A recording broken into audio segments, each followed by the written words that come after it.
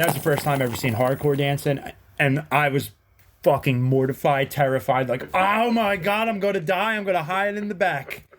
I am definitely going to die tonight. But it was like crazy because I remember watching it and being like, dude, like people really care about this music. And like, never did I expect for music, especially like just how much it means to me now.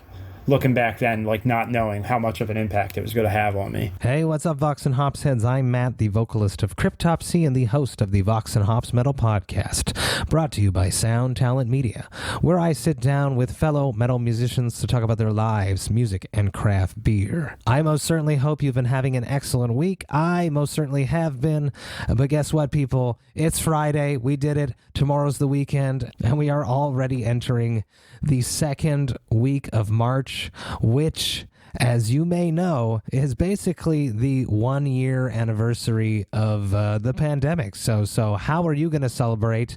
I know what I'm going to do. I'm going to enjoy some life, metal, and craft beer, and try to reminisce on some of the best things that came out of the pandemic for me. So I encourage you to do the same. Before we jump into today's episode, I would just like to encourage you to subscribe to the Vox and Hops Metal Podcast on the podcast platform of your choice if you have not already. But more than that, I'm asking you to rate it and write a review, because when you do that, more people just like yourself will be able to discover the Vox and Hops Metal Podcast, and that would be something that I would truly, truly appreciate. I'm also inviting you to sign up to the Vox and Hops Metal Podcast mailing list. You can do that on my website, voxandhops.com. That is VOXANDHOPS.com. And when you do that, you shall receive one email a week containing all the details for everything that has happened in the world of the Vox and Hops Metal Podcast throughout the past week, including all the details for any episodes which I have dropped throughout that week, if I have been a guest on someone else's podcast, as well as the links for any upcoming live interview Thirsty Thursday virtual hangs, as well as the links to the Brutal Awakenings playlist, which is available on Apple Music and Spotify, and is curated by my man, Jerry Monk, the metal architect himself. Do yourself a favor, sign up to the Vox and Hops Metal Podcast's mailing list. This is a party that you do not want to miss. Now, on today's episode, I am with Rob Wharton of Cognitive. Get ready, everyone. This is Vox and Hops episode number 241. I warn you, what you are about to hear is very disturbing indeed.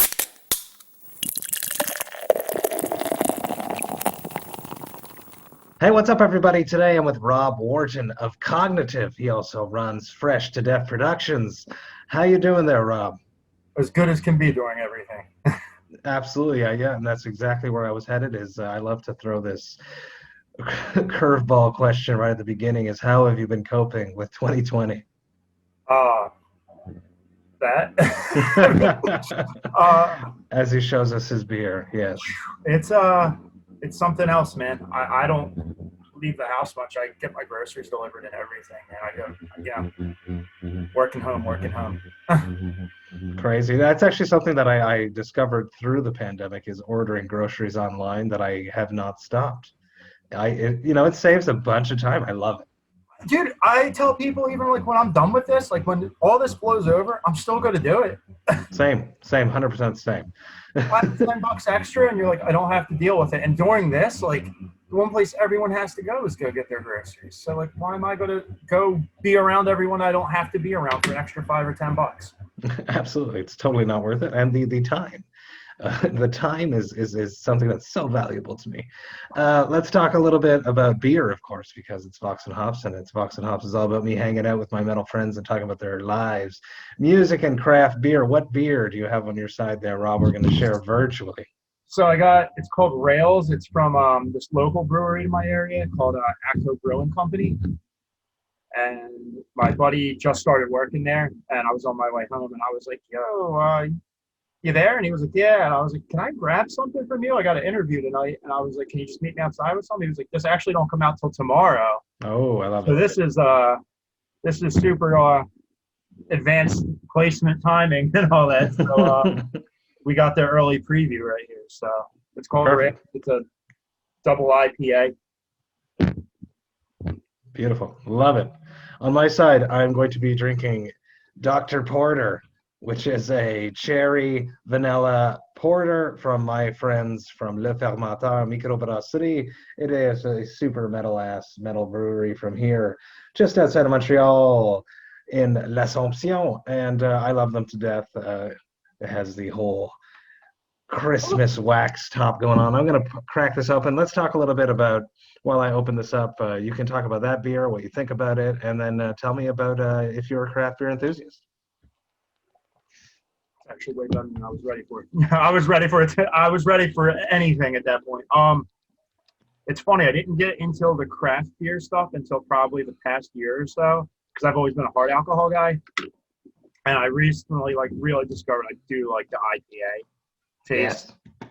I used to be all about just like Guinness. I used to drink Guinness, and cherry wheat Sam Adams. But one of my good buddies got me into the IPA stuff recently, and I was like, wow, this is like really good. And it's funny because for me, I get tuned up quicker off of beer than I do hard alcohol, I notice. Really? Yeah, I could slam Captain Ting. Cheers, yes. So I realized that I can definitely throw back more hard alcohol than I can with beer. Like if I have 3 or 4 beers, I'm like, all right, I'm done, guys, or else I'm going to be puking. It's so much more bloating. That's why. This is great. The cherry and the vanilla really comes through. The Dr. Pepper Porter. This was aged in bourbon. I forgot to mention. They just started their aging program. They just started their aging program, Le Fermentor, and I've had a few, and this one is really good. So to keep your eye on if you can get it, people. Le Fermentor. Very cool. For you. Go for it. If you got to go to the most bottom of the barrel beer that you can stand, what do you go for? Here in Quebec, I go for a La Bête 50 is what I would drink if I was really stuck and super thirsty and I needed to have a beer for some reason. That is my go-to big market beer. Yeah, my buddies make fun of me because I'll be like, dude, because like I just got recently started actually enjoying beer. I'll drink anything when it comes to beer. I'm like, dude, if I can drink an IPA, I will. But they make fun of me. I'll be like, dude, I'll drink a Budweiser. They're like, it's terrible. I'm like, I don't care. Weird. So I'm new to it in the grand scheme of things. So I'm definitely can't have my beer snob nose on. Yeah, dude. There's definitely been nights on tour that we dip into the bus reserves after we finish our craft beer and we're like, don't judge me. Don't judge. I remember one time we were on an off day, actually. It was with Belfagor, and the only beer that was left was a warm Coors Light, and me and Chris Donaldson and Ali Pinard of Cryptopsy were sitting outside the bus in a parking lot. I believe it was in Ontario, California, if that place exists or if my brain is just crazy. It was definitely just outside of LA. And we were drinking this warm Coors Light, and it was just so bad. We just had Coors Light the other day, actually. We went out with some Silver Bullets. I think I seen you guys on that tour. That was with Panzerfest? Were they yes, my Canadian boys. I seen you guys in Philly. Yes, I remember the venue. I remember the show. I remember everything about that day. It's terrible. That venue is in danger right now. Really? Yeah, Voltage Lounge is struggling. They started doing a petition because that's 10 years been there, that building. Yeah, it was a cool little venue. I definitely enjoyed that. I definitely remember everything about that day. I did the typical jog to the Rocky statue. I really did. You guys had a killer. That was probably one of my favorite. I've seen you guys 4 or 5 times. I've only seen them with you. Actually, but I think that was probably my favorite time seeing you guys. I've seen you there. I've seen you at Champs. Seen you somewhere else, and then we played with you guys at Maryland Death Fest. Yes. Also one of my milestone shows. I love that gig. Definitely big place in my heart, that gig. Let's talk about music. Let's go back to your youth. When you were growing up in your parents' and guardians' house, what music was playing when you were not in control of the music? What music did your parents or guardians listen to? My dad never had an interest in music. Really? Yeah, my dad was like, if we got in the car, sometimes he would turn on the radio and it would be oldies station, and I didn't want nothing to do with it. Bang. God, I would get in the car with my mom, and I'm 37. I would get in the car with my mom, and she would put on the radio, and it would be Alice in Chains and Stone Temple Pilots. So like that was my radio station growing up, and that's, you know, there's some of my favorite bands to this day. You know, Soundgarden, all the stuff that was on the radio at that era, except for Nirvana. I'm not a Nirvana fan, but everything else from that era was like on the radio at that time, and that's what got me into just music. Period. I would hear that, and then you go through the motions. You know, you find Metallica, and you find that next band, and it was kind of all that. And then I think like my first extreme metal bands, like super death metal, like Death, Dying Fetus, and Symbolic Carnage, were probably like my first 3 real death metal bands I've become. What would have been that first band that was your band that you cherished, that you realized that there was more to just what your mother was listening to? Either Alice in Chains or like getting outside of what my mom had on. It was probably Metallica. Because Metallica wasn't like something she really listened to. It was on the radio much at that time. Exactly. Yeah. Delving into the older stuff. Myself, yeah. I was the same. It took me years, even to this day. I'm not huge on Nirvana. I don't get it. It's just one of them bands, and like don't get me wrong, like I know they did a lot for music. Me, it just never captivated me. There's a lot of bands out there. People make fun of me all the time. Like I was never, I never caught on. The Motorhead was a band that I never caught on to, and people are like, why?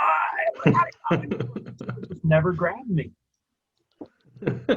Let's talk about shows. Do you remember that first show that you went to go see, the first live music experience? My very first show ever was I went to go see Incubus and 311. Wow. That was my very first show. Attached to Voltage Lounge is the Electric Factory, and that was my first show ever. Really? Wow. And that was like my first show. I think my second show was Offspring and Cypress Hill. And it was like I somehow stumbled into metal shows, and that was it. Do you remember that first experience at a metal gig and seeing a pit, and what was your feelings towards that? I remember my first was just absolute horror and fear. Honestly. So it's funny because my first like real metal show that I remember going to was this band Agents of Man, Zayo, God Forbid, who at that time was like my gateway into metal bands. Like that was like the Determination era of God Forbid. Man. Huge life changer for me. And then E-Town Concrete headline. And for me, it was wild because like we had always known about push moshing, you know, shoulder. That was the first time I've ever seen hardcore dancing, and I was fucking mortified, terrified. Like, oh my God, I'm going to die. I'm going to hide in the back. I am definitely going to die tonight. And just, but it was like crazy because I remember watching it. Dude, like people really care about this music, and like never did I expect for music, especially like how much it means to me now. Looking back then, like not knowing how much of an impact it was going to have on me. Just the rabbit hole, so deep, so slippery. I'm sure you remember that too. Just being like, dude, like this is awesome. It was super intriguing, right? But I was terrified. Terrified. Oh, dude, I was right there with you. Huh. Well, at what point did you start playing? Why are you in a band now? How did this all come together? It was just so, I'll never forget this. I got like my first real guitar for Christmas. I think I wanted a PlayStation. I didn't get the PlayStation. I was like really mad. I was like, damn it, I really wanted that PlayStation. It's so funny because like I look back and I'm like, dude, I'm so glad I got a guitar.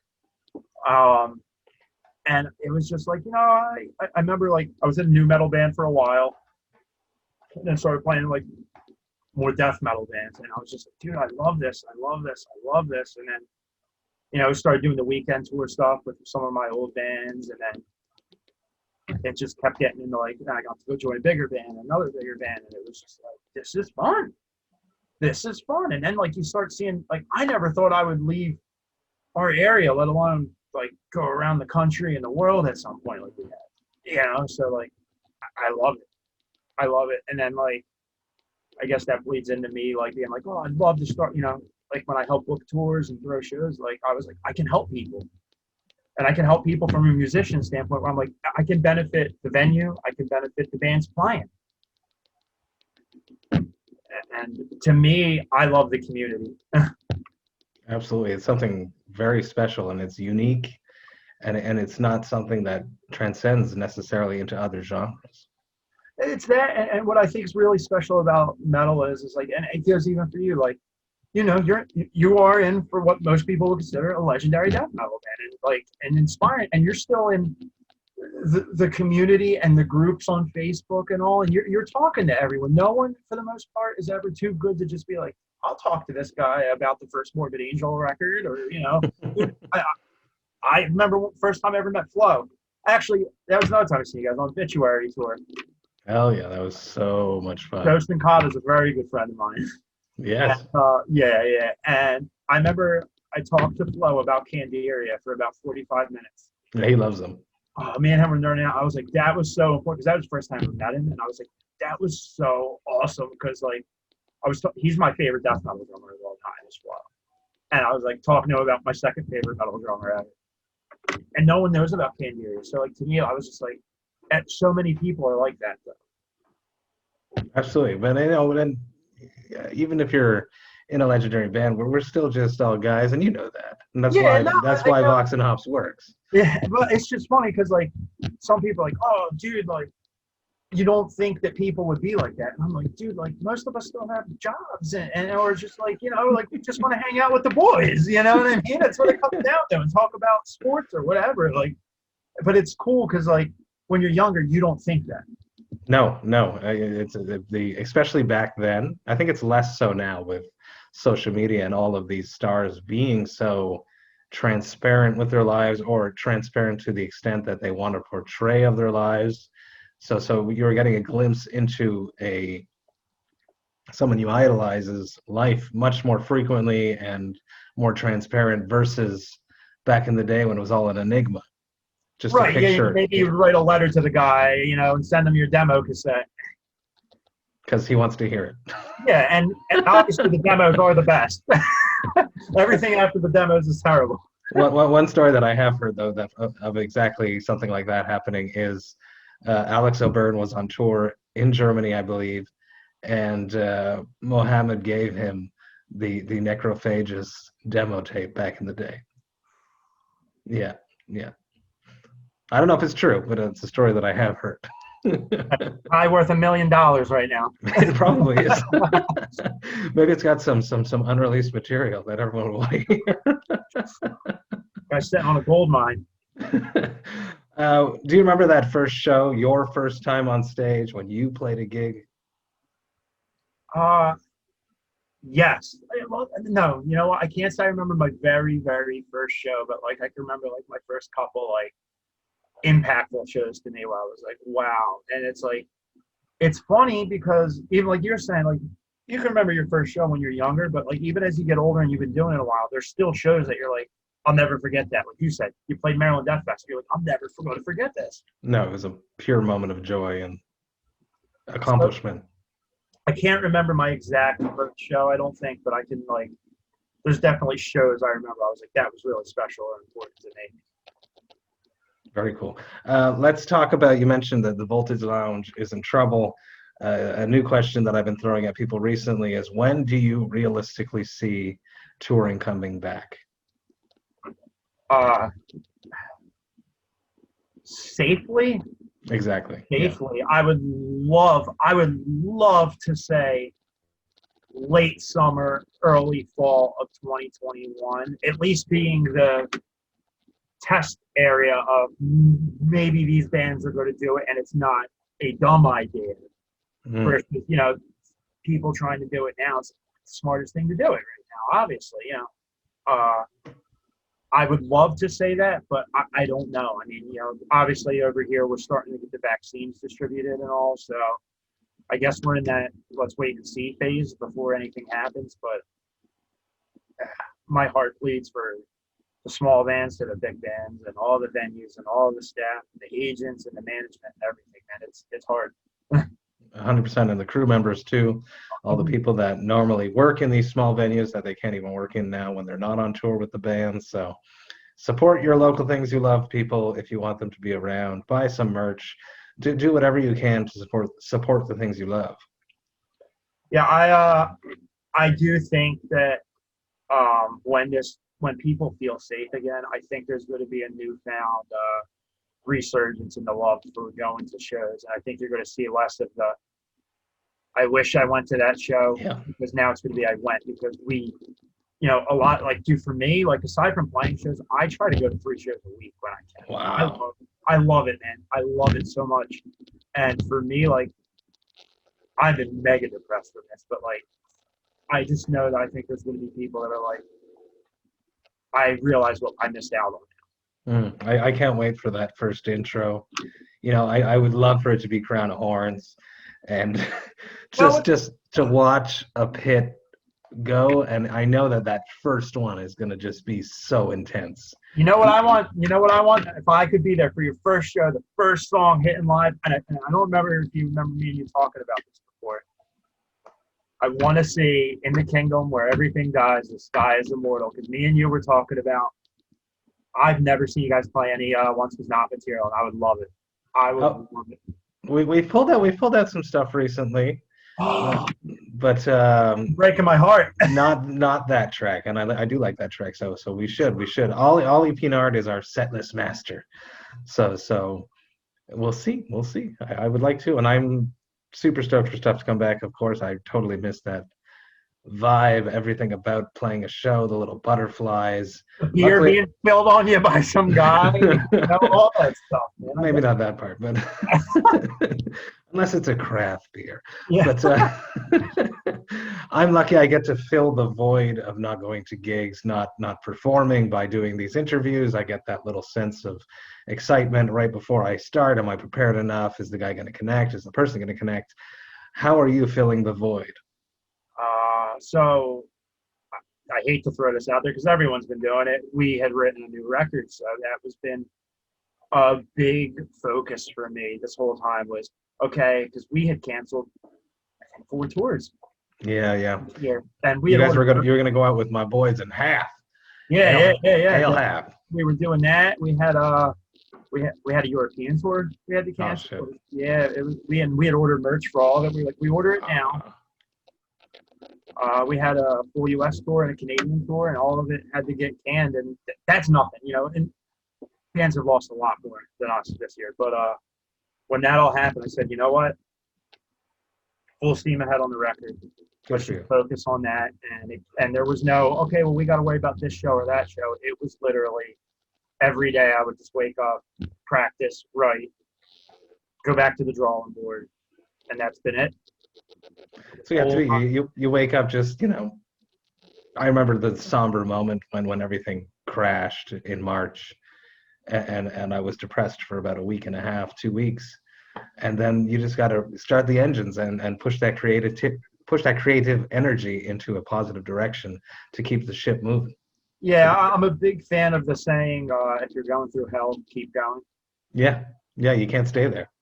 So that's always been my motto for when I'm going through tough shit. So for me, it was just, we've got work to do, man. Like, still got to do it, some way. And it was different for us because we've always been let's get together, practice, write stuff together, rehearse on the side. And there was none of that. Everything was written from our houses, sending each other files back and forth and stuff. But the last time we had a band practice was February. Wow, okay. And we just started in the studio like 3 weeks ago with no band rehearsals at all. Well, tell me the impact of that. I'm curious. You guys are so normally used to being in shape, knowing the tunes, and being a trained professional, which you guys are, but a rehearsed professional versus coming from the house. What was the big challenges with that? It was more just like, I know where I'm at with the record. I hope this guy did his part, and no one knows. You know what I mean? Because we've been very proactive in mask wearing, not being around anyone, and it was like, okay, we've all been safe. We got tested. We're avoiding stuff. We've got to be in a room together to record, wear our masks. But we haven't seen each other play, so it was just get in there, and it was like, wow, the drums sound really good. So that was like us playing guitar, and it was like, this is going better than we thought. Like, everyone did their homework. And our bass player, like, it's his first record with us. And like, he just recorded yesterday was his first day recording bass with us, and we went in there. We're like, I hope he's going to do good. I trust him. And he went in there, blew our minds. Good. Absolutely blew our minds. And it's going to be the singer. It's going to be the singer. He's going to be dragging his feet. Honestly, I'll give him credit, man. Like, I love to break his chops, but he is probably the most prepared at all times to do his stuff. And he takes his vocals seriously. I'll give him that. He's not the guy that's like, oh, yeah, I'll just get in there and scream when it's time. Like, he's always like, I want to make sure my shit sounds good. Good. I'm just teasing, of course. Yeah. Oh, I'll make fun of him. It's fine. So what this new album? What can people expect? Is it an evolution? Is it more of the same? How would you describe this new album? Everyone's always gonna say the new record's the better one. I think it's our best artwork. Like, everything that we got so far, like, and I've been a big fan of all our albums, but this one like really impressed us. The album, I think it was just more mature in the fact that, like, we were all like, let's cut out some of this like really dumb stuff we do, like, just to do it. Whether it was, let's make a tech part just to be super techy and flashy, or let's get rid of the super heavy slam part that's after another slam just to be heavy and see kids mosh. And it was like, let's really take our time and write everything meaningfully and just really get it done well. And I think there's a lot of different stuff. Like, I think we really like honed in on like some Surreption vibes, a lot of ulcerate, artificial brain stuff. Hell yeah. And I think we got back to some of our slam roots when we do get disgusting. So, you know, I do think our vocalist, like, really, he's got so many voices. And I think the way he tamed it down in a way is going to make the music stand out more. We all had like a lot of input on each other's parts where everyone was just super hard on each other about stuff. And I think it really made me feel good yesterday starting to hear the bass and everything. And I was like, I'm really proud of this. Good. Because for me, like, I want people to love the band and I want people to love the music. And I want it to be that record that goes, you're going to go on tour with this big band or that big band. Like, everyone wants that. Everyone wants that. But I was also like, if that doesn't happen with this record, I'm happy with what we produced as musicians this time, I think, more than ever. Very cool, very cool. Give a shout out to that artist that you love so much that made the artwork. It's Pedro Sina. He's called Lord Again Art. He did our last record, Nature Side, and he really knocked it out of the park, and he had it done really quick. Very cool, very cool. If you could, if you know the cards all line up properly, if you could plan a dream release tour for this new record. Does it have a name, this new record? I can't say it yet. Okay. What bands would be on this tour? How many bands are we doing? Oh, a typical nice tour package. You know, so like say 4 bands with you guys. Counting us. Okay. It would,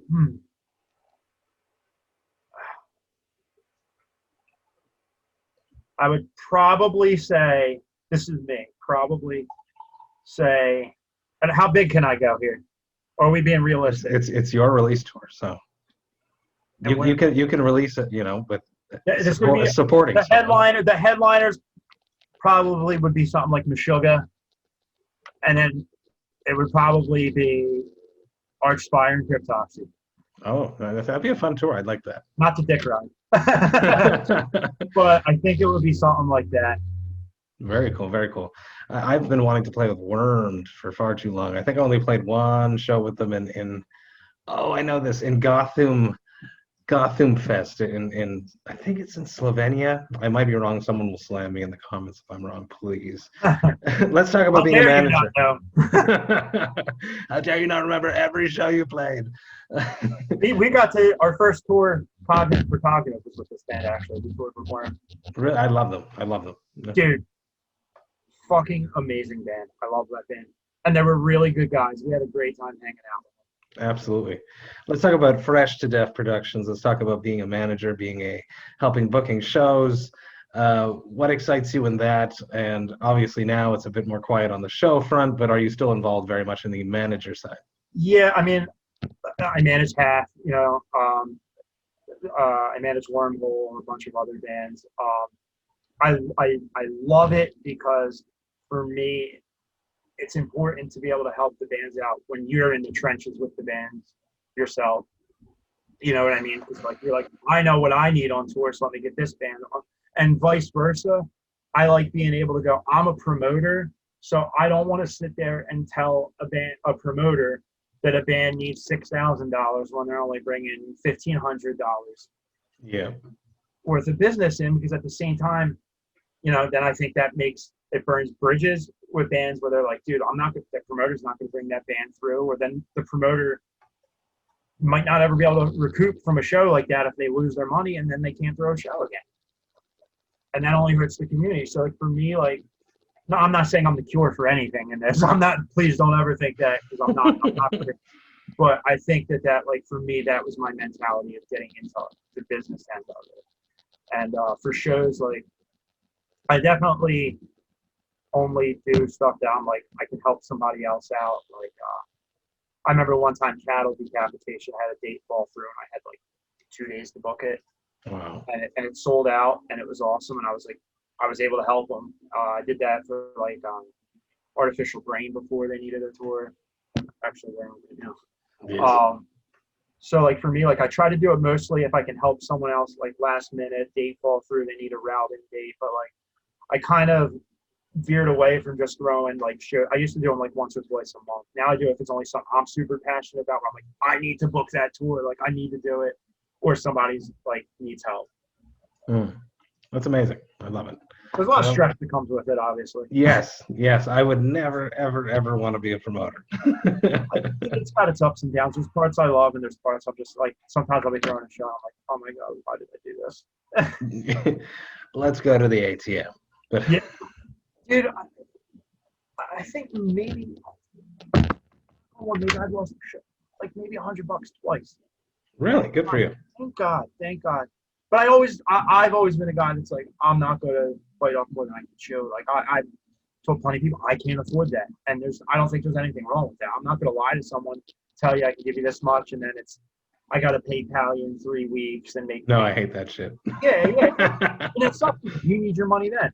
You know, I get it, but you know, at the same time, that's where there's no way I can do it. I can do this much, promised, and if there's extra, I'll give it to a band. Like, you know what I mean? I have no problem being like, here's your back, and you can have every red cent that comes in after your guarantee, but I can't promise X amount of dollars. There's no way. I got bills. Good for you. And that comes with maturity, I think, as well.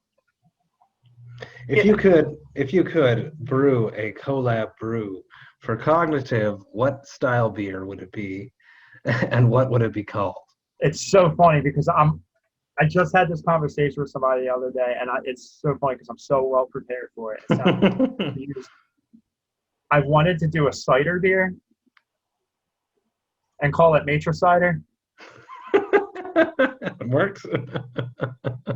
And that was the goal. We were actually going to try and do it with a buddy of mine's brewing company, but like it takes so long to get it done and produced and the cans and all. And then it was like, dude, that record's going to be too old by the time we can make this happen. So it just never happened.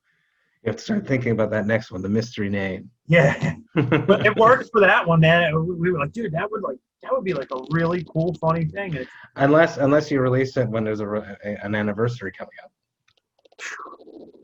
I hope, dude. I can't wait for any kind of anniversary show. Me too. Yeah.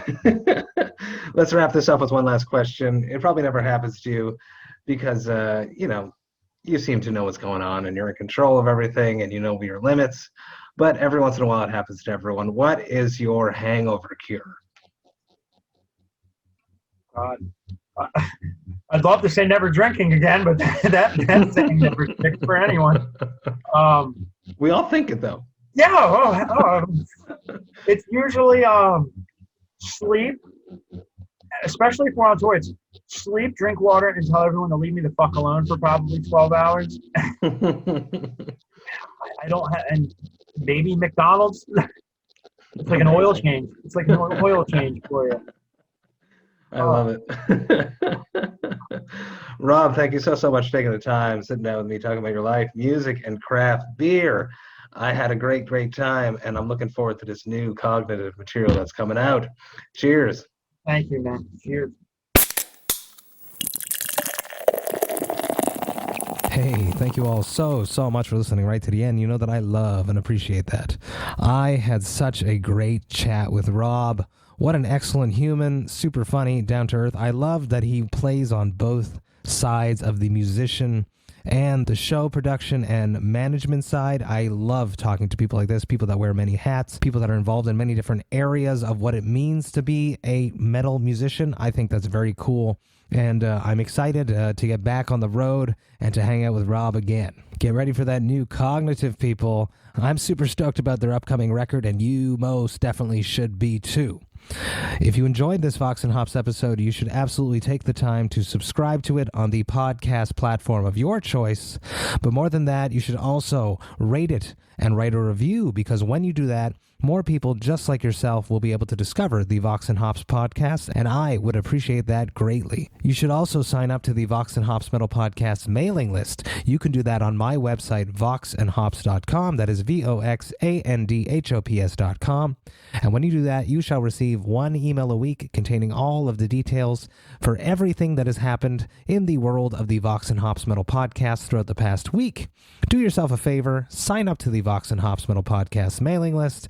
Trust me, this is a party that you do not want to miss. The Vox and Hops Metal Podcast is brought to you by Sound Talent Media.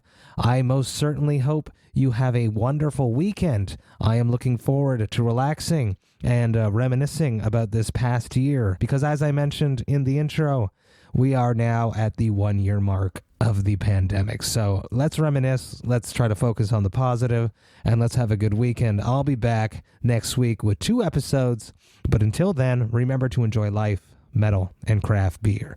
Cheers, Vox and Hops hits.